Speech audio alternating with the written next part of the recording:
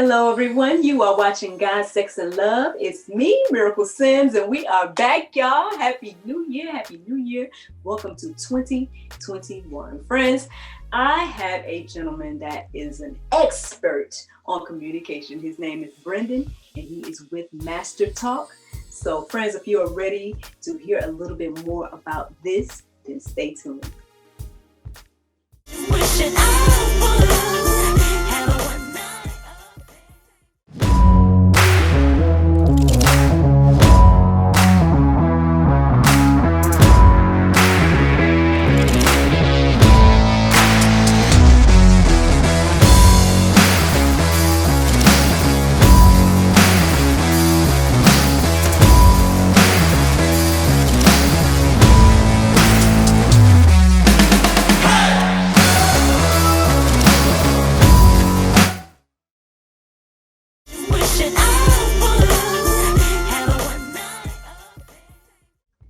Hello, everyone. Welcome back. And I have Mr. Brendan from Master Talk. Hey, Brendan. How are you? Very good, Miracle. How about yourself?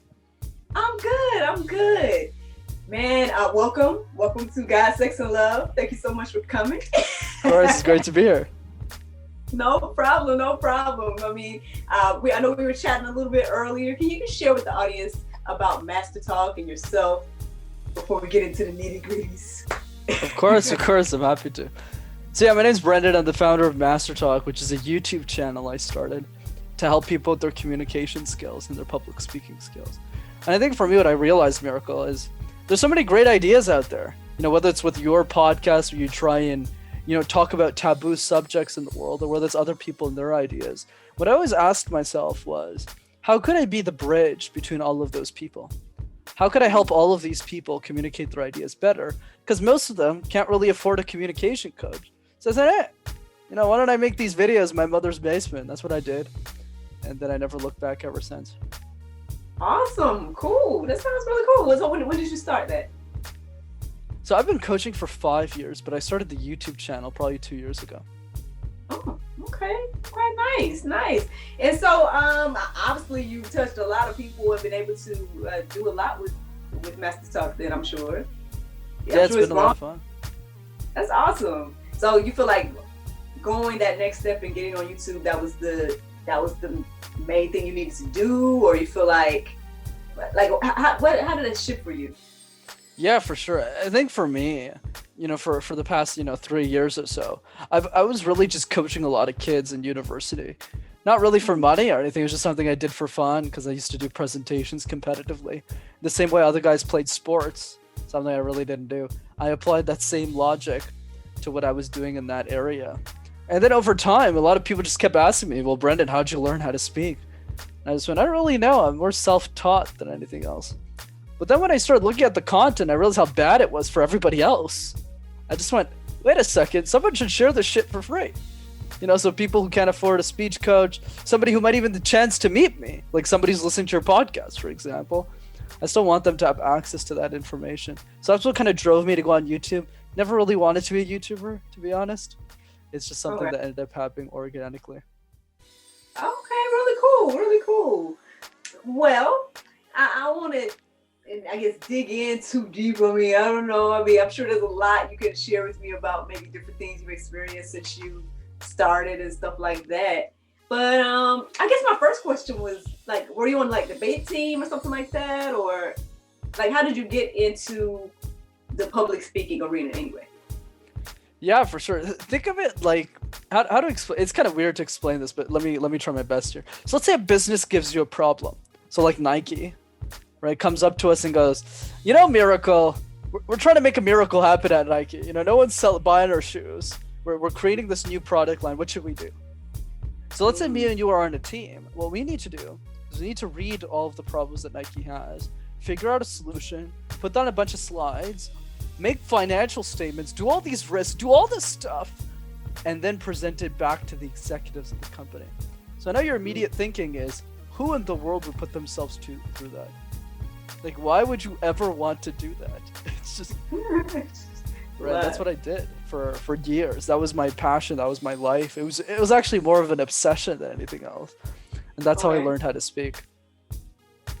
Oh, okay, okay. So it wasn't necessarily something. Well, no, you said you were doing it in college too, right? So and you transferred that to your career, and then now YouTube and everything like that. You got it. Entrepreneur. That's awesome. I love entrepreneurs and to talk to other entrepreneurs. I think it's awesome and everything like that. So, well, this is God, sex, and love. Now, I'm not going to put you on the spot and be like, you got to, tell me your beliefs, everything like that. Unless you want to chat about it. I don't know. He's like, I'm ready to talk about God, sex, and love, and No, I'm happy to. Feel free to ask me anything. I don't even know. I don't know what to ask because. Okay, no. Okay, so if I focus more so on the YouTube aspect, so what's your next step? You would say with Master Talk, like what is the thing that you're kind of working on right now? 2021 is clear. Yeah, for sure. I think for me, Miracle, and this is true with I think everything, because I'm sure your first episode of God, Sex, Love wasn't as cool as it looks today. Right? It was probably like you in a basement somewhere, and there was and then over time it developed. So same thing with me. My first videos, and people could go check that out. I was literally on a couch that we got off in a dumpster or something. I'm sitting on the couch. I have like a phone and I'm recording, and then over time it led into a movement. So for me, the big idea with Master Talk is how do we live in a world where every single human being who wants to get better at communication has the right tools and access to get there. So I'd say for me, the big goal is really just to keep growing the YouTube channel and hopefully impacting more lives as we keep going in this journey. Okay. I guess my thing is I'm wondering now, how are you relationship wise? Obviously you got good communication in your relationships then, I'm sure. Yeah, absolutely. And I've been on a lot of relationship podcasts to talk about this kind of stuff. I think communication, every relationship that you have in life is so important, whether that's a romantic relationship, a personal relationship, or even a business relationship, or just your friends in general. It's the way that you talk to them. There's one of my clients who's an executive of a company. He was like, Brett, I didn't realize that by mastering communication, it would help me argue a lot less with my wife. Because most arguments, what I found fascinating, is always because of misunderstanding. Almost always. It's never like I'm right, you're wrong, or you're right, I'm wrong. It's never any of that. It's always what you said is not what I understood, and what I said is not what you understood. That leads to a lot of pain in life. So, and not many people are trained up on that skill because nobody teaches this in school. Communication in school is basically, Miracle, you got a presentation to give on a topic you don't care about, and you got to talk to students who don't care about you. Good luck. And you're like, all right. So when we go into relationships, when we go into the things that we do in life, we don't have the skill. So we start to yell, we start to do dumb stuff, and at least dumb things and decisions, and then we end up regretting it and not knowing what to do. So we're kind of stuck in this weird middle ground. I think you're absolutely right, especially everything you said about communication and what you said about the different relationships and stuff. I feel like that is definitely important. I'm glad you're out there saying and speaking about it because, again, like you said, most people don't. Unfortunately, I was kind of reminded of my son when you were talking just now because he's 2 years old, right? And of course, congrats. Yeah, right. So he communicates a little bit, but not much. And so I watch him get frustrated a lot of times. He'll be, it's so funny. Okay, so lately, what's been happening is I've let him use my laptop because it'll be like touch screen and everything. And I let him use the laptop to watch like YouTube Kids or something. And so he'll pick his own shows, and I just find it interesting to see like what he picks. And a lot of times he's watching some of the same stuff. But just so happens, right, he'll click something and it'll go off the window. He'll get frustrated, he'll be trying to hit the screen, he'll do all that. And I'm like, all you have to do is just say please, or say mommy, help, or something. I'm trying to help him with that. But I was wondering here, how much more so are we like that as adults too? You know what I mean? Like getting frustrated, not communicating what it is that we really want or need, but just getting frustrated and doing like, I don't want to talk, or whatever the case is. So I feel like what you're saying here is needed across the board with everybody, whether you're two, like my son, or older, like some of your clients, things like that. we need to definitely transfer from being that little child to being an adult that can communicate and on all levels. Relationships, work, whatever. Definitely important. So, man, I commend you. I hope that you are continue to be successful with Master Talk. It sounds great. I appreciate it. And to your point, and I talk with my nieces about this too. They're like 4 or 5 years old. They have a lot of trouble communicating what they want. And then over time, it's because we're not taught the right communication skills as they get older. It's really hard for them to talk about what they want. Most people actually don't do that at all. Whether it's in relationships, whether it's in, work relationships or friendships, they don't know how to set boundaries. They don't know how to clearly communicate what they want and don't want out of relationships. And I think that's what causes a lot of this problems. It makes me think, and actually what you just said kind of makes me think of like growing up, because I know one of the things that bothered me growing up, which I appreciate now, but at the same time, I still see some trouble with it. The whole concept of staying in a child's place and not talking back and all that. Now, I don't think I was such a bad child that I was just like mouthy or anything like that. But a lot of the time, I felt as if my opinion or my thoughts was always suppressed, and so, I think nowadays it's like the opposite. I observe like kids saying whatever. So I think there's definitely a balance. I don't think kids and stuff should talk to adults any kind of way, but I think we should, as adults, welcome kids to share their thoughts and share that, ideas, whatever the case is. Still, at the same time, kind of put boundaries, like you say, on, depending on whatever your situation is. If you're dealing with a child or your child in particular, yeah, you have a boundary because I'm your parent.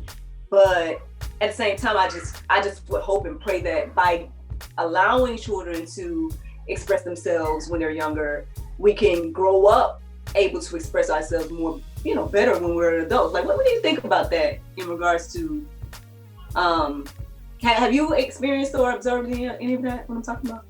Oh yeah, absolutely.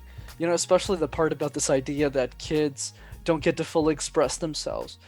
And the reason is mostly because of the parents, not because parents are bad, because they're always managing 17 different priorities that it's hard for them, to keep those couple of seconds and saying, hey, let me focus on you right now and your curiosity.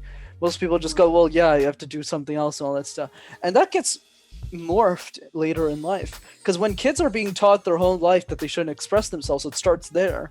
Then they go into school and they don't get to pick the subject. They don't get to really do anything. They have no say over anything.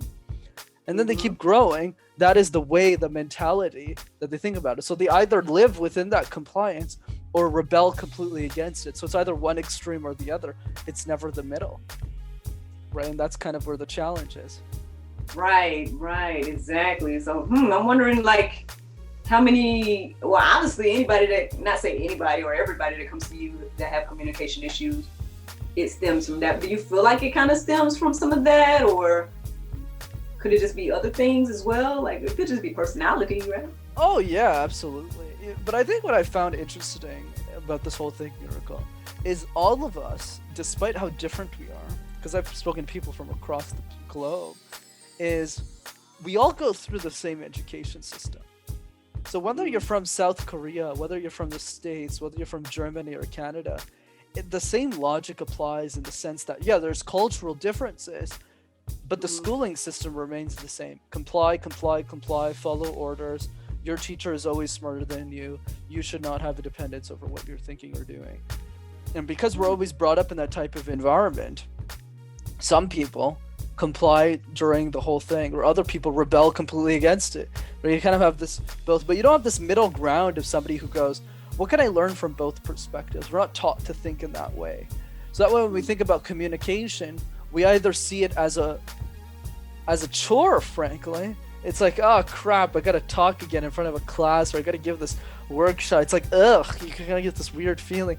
Or the other way, you're kind of like, oh cool, I get to talk all the time and run my mouth. So it's kind of like one or the other. There's never like this, where's the middle ground here? How can you learn from both? Man, well, what can we do? Like, what do you think we can do? Yeah, fix all the problems, Brandon. That's what I'm here to try and do. So I think for me, and this is what I recommend on other podcasts, is this idea of if you're the person listening to the show, I make it so I say it in the sense that you should be the leader of your own relationship. So what I mean by that, so let's say you compare the relationships I have with my mom. So my mom is someone I can't change. You know, she's grown up with a certain set of beliefs. She believes a certain amount of things about life and how it should be lived. And then based on those experiences, I need to either try and change her, which is a loser's game. It's never going to happen. Or I adapt to her. So for example, I never yell at her. I never do that. I never tell her how to do things. I just speak very softly and calmly about how I think specific situations should happen. So even though there's things that are very irrational from her beliefs, I'm able to speak to her in a way that convinces her that I'm right over time, or that, you know, whatever we're talking about makes sense for both of us. But the opposite is also true, and I'm talking with my buddies and they're very loud and extroverted. I mirror that energy too. So I think what's really important is for the person who's listening to this to always take the lead instead of listening to reply, which is what we all do. You know, Miracle asks me a question, I go, okay, here's the answer. Instead, we need to transition from listening to reply to listening to understand. Why is Miracle asking me this question? What is she trying to get? How can I add more value to her and the audience? What is she trying to drive with this perspective? And then it's by understanding or seeking to understand somebody's perspective that it's much easier for the other person to bring down their barriers. They're going to trust you a lot quicker, and you won't have any issues. And when you become a great communicator, you don't have any issues in your life. Like, I don't think I fought with my sister for more than a decade. It's been that long. It's been a while. Same thing with my mom. We never get into fights. It's a very calm house. And that's what I recommend for people. If you get really good at communication, you take it upon yourself to understand other people and their perspective.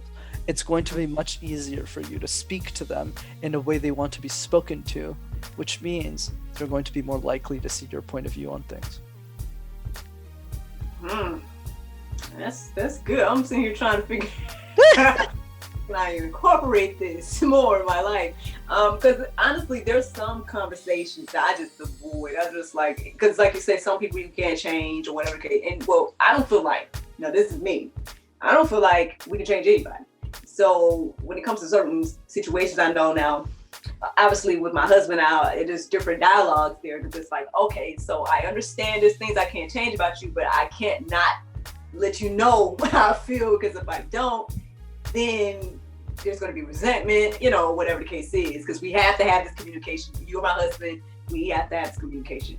But then when it comes to like friends or, certain other people was like, we don't have to have this communication. That's me. That's probably one of my flaws. It's like, man, I know certain people, it's just like, I know if they're not going to receive whatever I'm saying, it's like almost pointless to have the conversation. That's how I feel.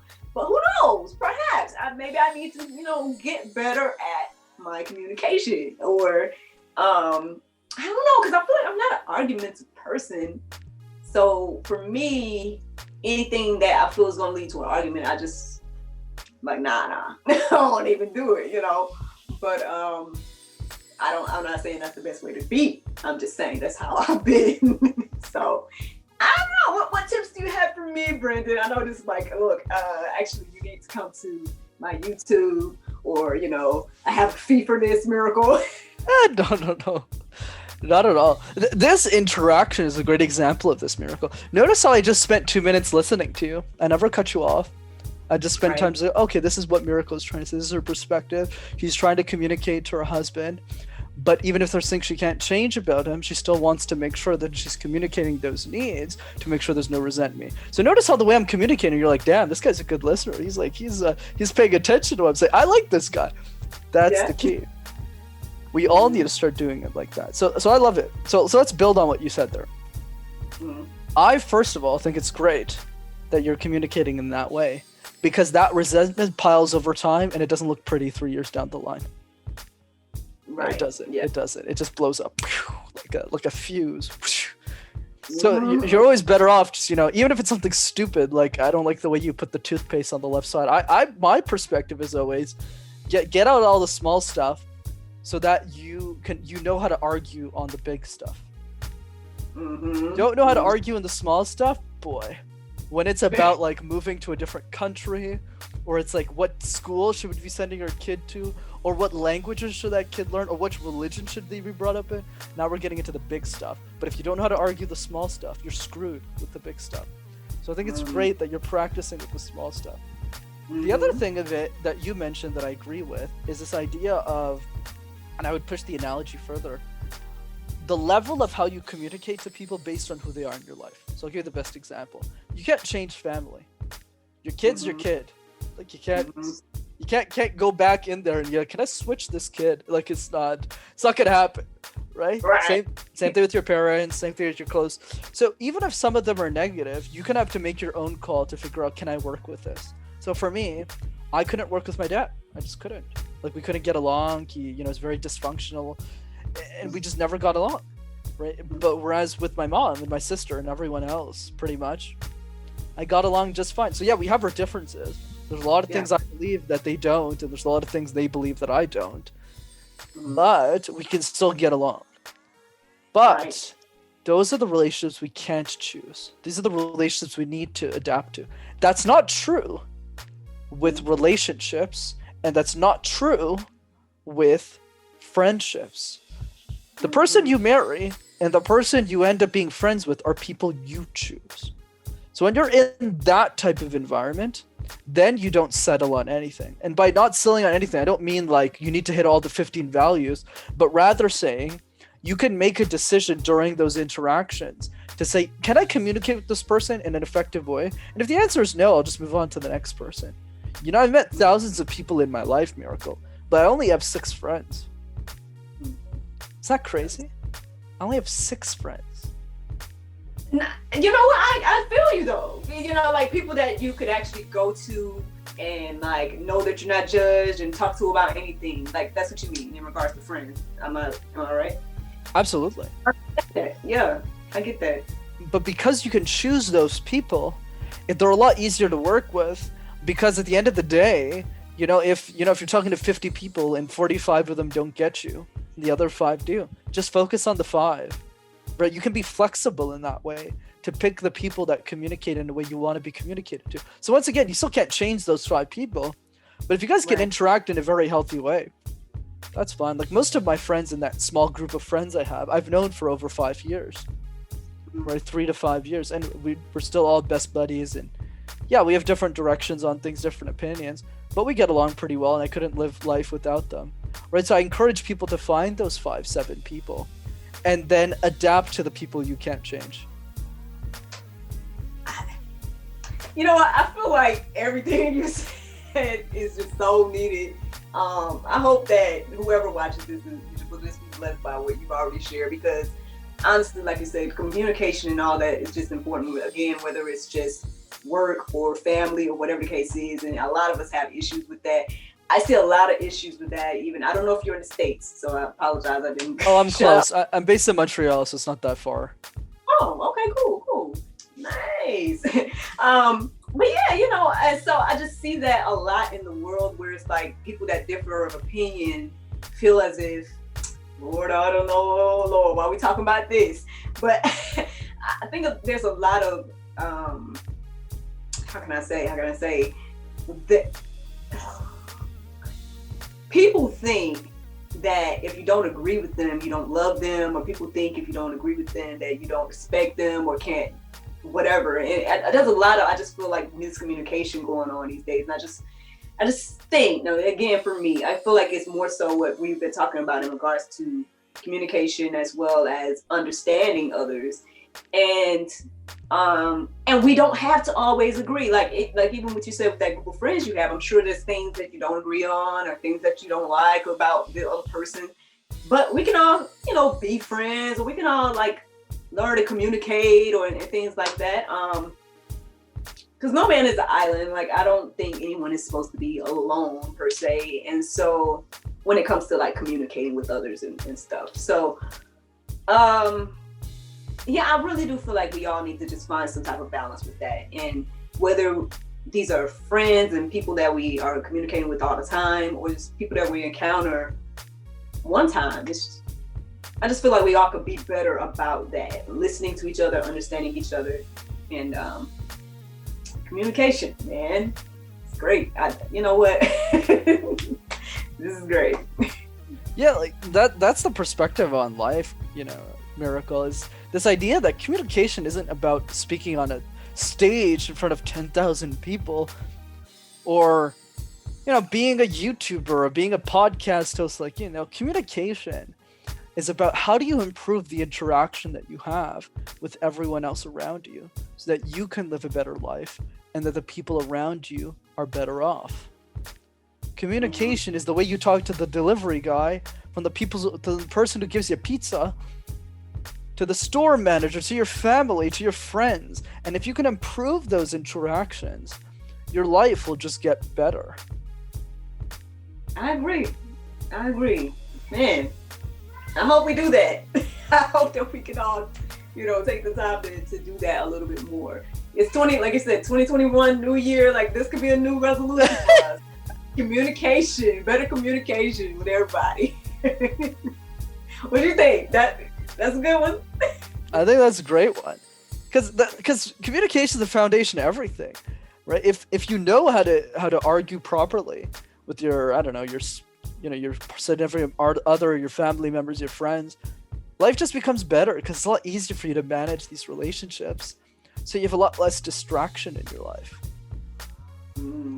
You can just focus on the things you actually want to focus on.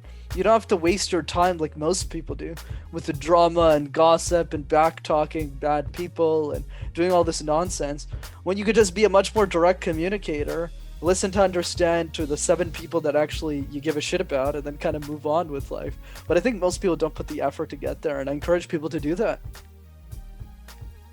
Got you, man. Yeah, I love that. Yeah, sorry. I thought about something that I was going to share with you, but I can't remember what it is now. But either way, like, again, yeah, I definitely agree that we all could communicate a little bit better. And, again, I think by what you've shared and also what you have going on with your channel and everything like that, again, I hope that you have much more success with it.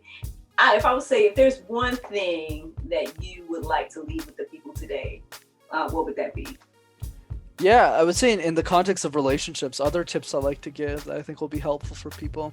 For those who know what the 5 love languages are: physical touch, acts of service, and so. One exercise I recommend is to go up to your partner and have them rank the 5 in order of importance. Because what I see a lot of people do in my close circle of friends is, let's say a guy buys his wife like a diamond ring, but she doesn't really care about the ring. So he's just there like, well, why don't you like the ring? And she's just like, well, I don't care. Why don't you have picnics with me? Right? So it's this idea of, if you have them rank the 5, you can look this up, the 5 love languages, and have a conversation around that. I think less than 1% of couples do that. So that's one thing. And another recommendation I have is to do a personality test. I think it's super helpful. Even if those personality tests aren't always 100% accurate, if you each do a personality test, it's like 16personalities.com, you can do that, and just compare each other's results and have a discussion around that, it's like mind-blowing. So you can understand how somebody actually is, why they interact in that way, and then you go, oh, okay, that makes sense. So I'll give you an example of this. Women tend to rank quality time very high on love languages, generally speaking, whereas men don't do that. Because for us, quality time means a pat on the back 5 minutes a day, whereas for the opposite gender, it generally means, no, you need to actually spend 3 hours and watch this movie with me. And I was like, what? So when you understand what that means, so notice how that's a super easy example, basic, right? But notice how the understanding of that is bipolar. It's completely broken, right? Because I think quality time means 5 minutes every day, and the other person thinks it's 3 hours a day. So by understanding that expectation, it arms you in the right way, and so few people do this. I think it's crazy. Yeah, you're right. I'm right there with you. Those quizzes and, like you said, the 5 love languages, those things can definitely help. I know for me, sometimes I thought that maybe, well, what I'm learning is I can appreciate quality time and physical touch and those things. I think I appreciate those things more than I thought I did, So when I'm, say for instance, if you don't get those things, you're like, wait a minute, like something's off, like whatever case is. And so yeah, it'll help you understand yourself better as well as your partner. So I feel like, yeah, a lot of those quizzes and things can be beneficial and help with the communication, everybody. There you go. Good conversation starters. Of course. Well, I don't want to be long your time, Mr. Brendan. I just want to say thank you so much. Where can our people check you out? Yeah, absolutely. The best way of doing that is YouTube. All you gotta do is type Master Talk in one word, and you'll find me right there.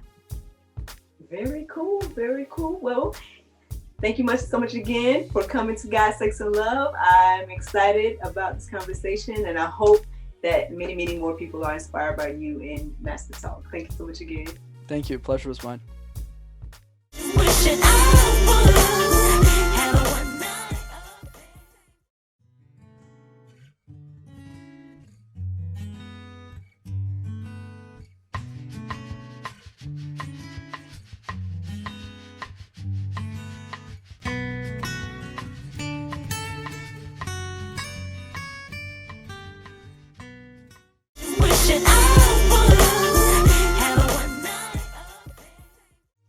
There you have it, everyone. I hope you guys enjoyed this episode of God, Sex, and Love. Thank you so much to Brendan from Master Talk, dropping those gems on us today.